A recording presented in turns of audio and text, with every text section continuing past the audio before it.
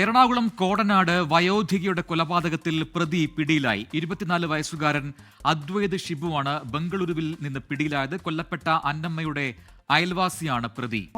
74 വയസ്സുകാരിയായ അന്നമ്മയുടെ മരണവുമായി ബന്ധപ്പെട്ടുകൊണ്ട് നേരത്തെ തന്നെ കൊലപാതകമാണ് എന്നുള്ള സംശയങ്ങളുണ്ടായിരുന്നു. പോസ്റ്റ്മോർട്ടം റിപ്പോർട്ടിന് ശേഷം കൊലപാതകമാണ് എന്ന് സ്ഥിരീകരിക്കുകയും ചെയ്തിരുന്നു. അതിനുശേഷം പോലീസ് നടത്തിയ വിശദമായ അന്വേഷണത്തിലാണ് പ്രതിയെ അതിവേഗം പിടികൂടാൻ കഴിഞ്ഞിരിക്കുന്നത്.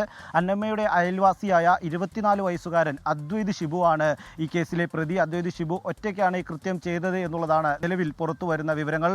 കൊലപാതകത്തിന് ശേഷം ബാംഗ്ലൂരുവിലേക്ക് രക്ഷപ്പെട്ട പ്രതിയെ ബാംഗ്ലൂരിലെത്തിയാണ് പോലീസ് പിടികൂടിയത്. ASPയുടെ പ്രത്യേക സംഘവും ഒപ്പം തന്നെ കോടനാട് പോലീസും സംയുക്തമായാണ് ഈ പ്രതിയെ പിടികൂടിയത്. ASPയുടെ നേതൃത്വത്തിലായിരുന്നു അന്വേഷണവും നടന്നിരുന്നത്. ഇതുമായി ബന്ധപ്പെട്ടുകൊണ്ട് മോഷണ ശ്രമവും നടന്നിരുന്നു. ഒപ്പം തന്നെ ഈ കേസിൽ പ്രധാനപ്പെട്ട ഒരു വിവരമുള്ളത് അദ്വൈതിൻ്റെ അമ്മയും അന്നമ്മയും തമ്മിൽ ചെറിയ പ്രശ്നങ്ങളുണ്ടായിരുന്നു.